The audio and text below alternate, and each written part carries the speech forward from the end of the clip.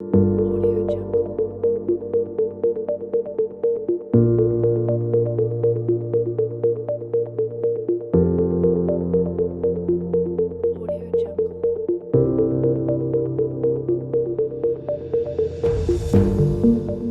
How many times have you been in a discussion about the Trinity and heard something like this? If Jesus was God, then who was he praying to? Why does Jesus call the Father the only true God in John 17:3? Which I made a video about, by the way, if you want to check that out, link in description. It's because of remarks like this that I titled the video the way I did. If you know me and you know my channel, then you know I'm probably onto something with this title. If you're a Trinitarian and you don't know me, you may likely think I'm a heretic. If you're one who denies the deity of Jesus, well then you may think I'm finally joining your team. So which is it? Why do I think that depending on the circumstance, you probably shouldn't say Jesus is God? Probably. Well, regarding the proposition Jesus is God, we have three different ways to answer. The first is to just deny Jesus' divinity. This is the position of Muslims who believe that Jesus was nothing more than a man. Atheists and other groups will obviously hold this position as well, but for vastly different reasons. The second position would be to affirm that yes, Jesus is God. And while this may seem more straightforward, it's not exactly a claim that's exclusive to Christianity. What do I mean? Well, if I took a Hindu who may believe that Jesus was one of their many gods, a Jehovah's Witness who believes that Jesus is a God, a Christian, and then ask all three of them, do you believe that Jesus is God? On first take, they may all actually end up agreeing with each other, even if not in the same sense.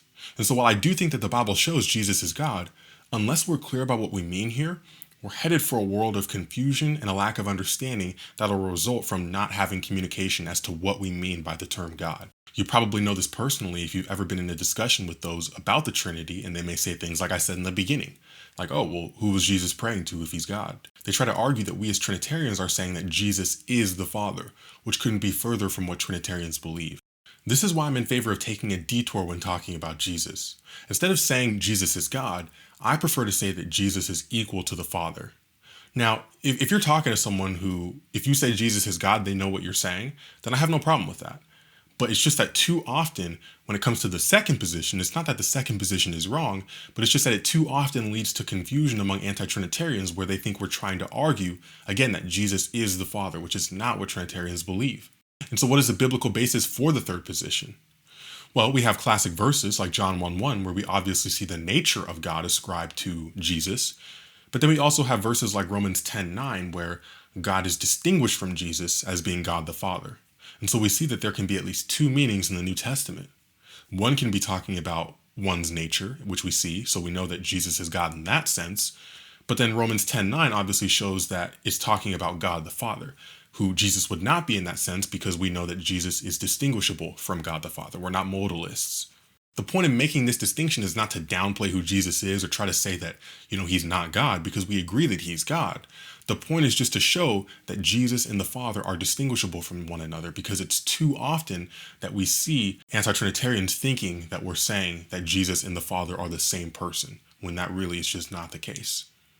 I know that for some of you, this may just end up seeming like a game of semantics, but just stop and think about how much easier you'd be making it on yourself if, in a conversation with someone who doesn't agree with the Trinity, instead of outright just saying, oh, Jesus is God, and leading them down this path of confusion where they think you're saying Jesus is the Father, what if you just stopped and said, okay, well, hold on, how can I rephrase this? Jesus is equal to the Father. Yes, it sounds a bit different, but you're ultimately saying the same thing. Because once you prove to them, as the scriptures show, that Jesus is in fact equal to the Father, then you just have to follow the logic. Two different persons, the exact same divine nature, making them both by nature God. But yet the Bible only says that there's one God. You see why we're Trinitarians?